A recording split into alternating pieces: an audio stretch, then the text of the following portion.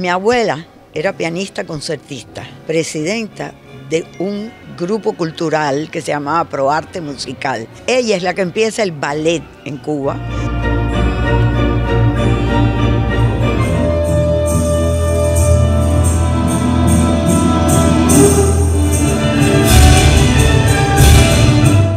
Para mí lo normal es el arte, oír música, oír a mi abuela tocando Chopin, que se discuta de música, que se discuta de la luz por dónde va a entrar y que si el vestuario.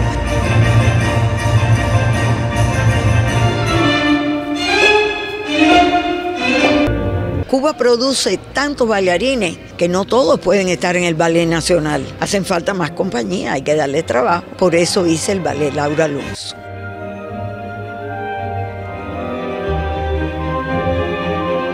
Bueno, ya yo soy primera bailarina hace más de 10 años, entonces ya tengo un poquitico de experiencia, ¿no? Pero siempre bailar en escenarios internacionales es un reto, es conocer un nuevo público, las cosas que le gusten o no. Estamos acostumbrados al público cubano y Corsair es un ballet que técnicamente demanda mucho de la bailarina.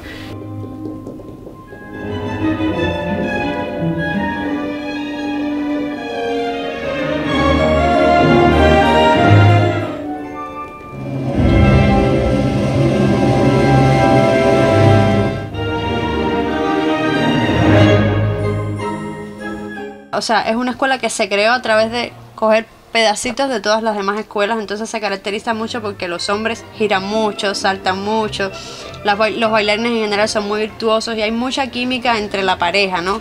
Mucha interpretación, mucho corazón, y es lo que nos distingue de las otras escuelas.